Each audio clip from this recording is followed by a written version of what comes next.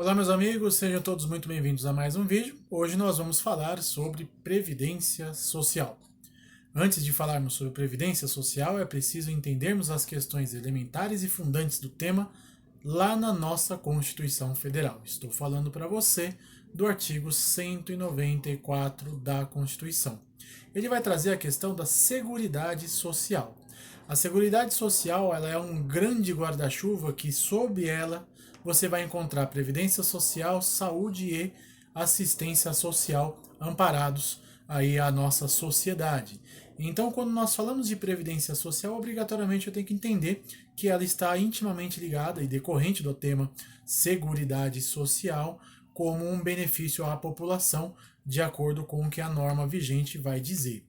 Quando você se pergunta o que é a previdência social, entenda que ela é como uma grande seguradora da classe trabalhista que tem por finalidade amparar o trabalhador quando ele não puder mais ter condições de trabalhar e outro sim, quando ele tiver alguma questão que impeça temporariamente ele de exercer o seu trabalho, mas que não vai deixá-lo longe da renda que ele pode ter. Então, por exemplo, quando você fala em pensão por morte, quando você fala em seguro-desemprego, quando você fala em auxílio maternidade, quando você fala em aposentadoria, você está falando em benefícios tutelados pelo regime previdenciário, tutelado pela Seguridade Social.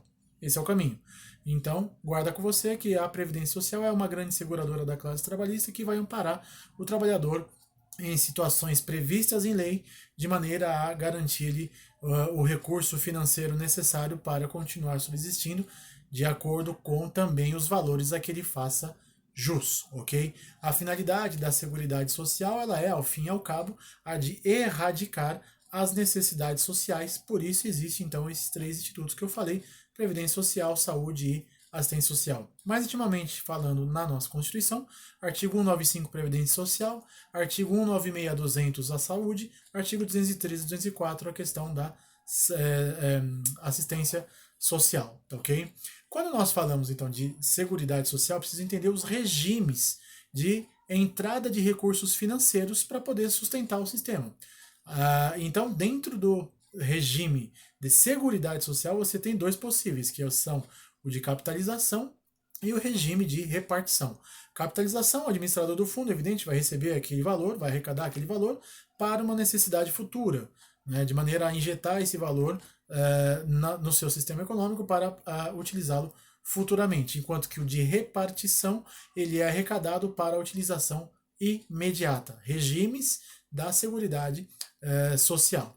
Regimes da Previdência Social, aí a gente vai entender três grandes regimes. Quais são eles? O regime geral, que é o CLTista, o regime próprio, que você encontra aí, como por exemplo os estatutários, e o regime complementar, como por exemplo o privado, aquele que o indivíduo paga lá no banco a própria aposentadoria, tá certo? Títulos de previdência, por aí vai. Quais são as formas de arrecadação previdenciária?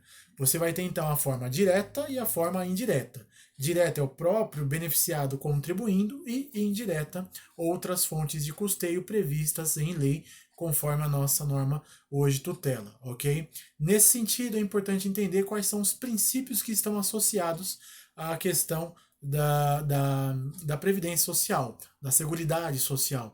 Nós temos três grandiosíssimos princípios que vão ser seguidos de outros e, primeiramente a falar, nós temos o princípio da legalidade, o princípio da igualdade e o princípio do direito adquirido, sendo seguidos por quem? Pelo princípio da solidariedade, princípio da uniformidade, princípio da universalidade, princípio da seletividade e princípio da irredutibilidade de benefícios. Como funciona isso? Princípio da solidariedade, porque não é só o trabalhador que custeia o sistema. Estado e empresa também vão custear. Princípio da uniformidade. Todos os trabalhadores eles vão ser tutelados pelo sistema previdenciário, ok? Independentemente de serem rurais ou urbanos. O princípio da universalidade, isto é, os sujeitos que estão envoltos na classe trabalhista tutelada pelo sistema previdenciário. E, por fim, o princípio da irredutibilidade, que é o que? Um benefício oferido não pode ser diminuído. Por exemplo, você não pode falar em redução do salário mínimo, ok? E aí, como pode se dar, então, a questão de sustentabilidade do sistema previdenciário? Existe uma questão chamada regra de contrapartida dentro do sistema previdenciário. Para que um benefício possa ser instituído, eventualmente ampliado, ele precisa eventualmente ter uma contrapartida, literalmente. Eventualmente, não, desculpa, evidentemente. Tem que ter uma contrapartida. O que é essa contrapartida? Eu tenho que ter uma fonte de custeio para poder trazer um benefício. Eu não posso ter mais benefícios do que fontes de custeio, sob pena de quebrar, por uma lógica matemática muito simples. Se eu gasto mais do que eu ganho, eu quebro. Então, para não quebrar o sistema previdenciário, sempre tem que ter essa questão da regra de contrapartida, ok?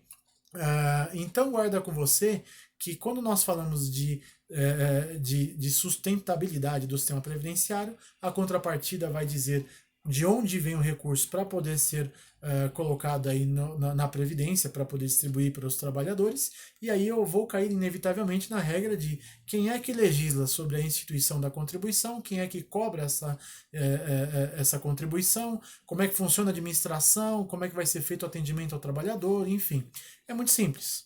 Pense comigo que eu tenho, de um lado, competência tributária, do outro eu tenho capacidade tributária. Estou falando de competência tributária no sentido de quem pode instituir o tributo. Em sede de previdência social, somente a União pode instituir formas, né, de arrecadação, né, como vai ser feito a fonte, né, da arrecadação, não podendo outro ente fazê-lo. Entretanto, a capacidade de cobrar, arrecadar, fiscalizar pode ser delegada para uma outra entidade. Então, de um lado, a União cria, né, a forma de cobrar o tributo, como vai ser feito, a fonte do tributo, e de outro lado, por exemplo, eu tenho a Secretaria da Receita Federal que vai fazer a arrecadação, a administração e a fiscalização disso. A administração como um todo, para o atendimento ao trabalhador, amparo, as regras administrativas, você vai encontrar no INSS.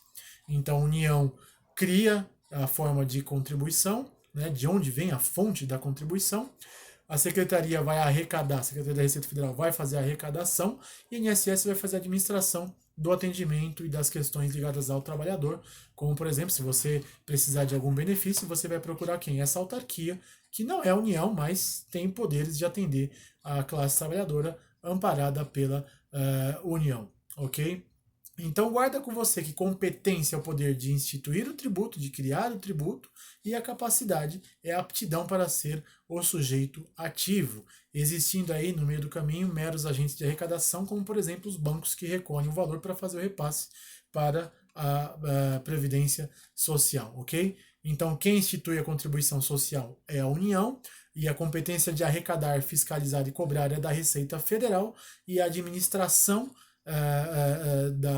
do atendimento ao trabalhador é feita pela autarquia, que é o INSS.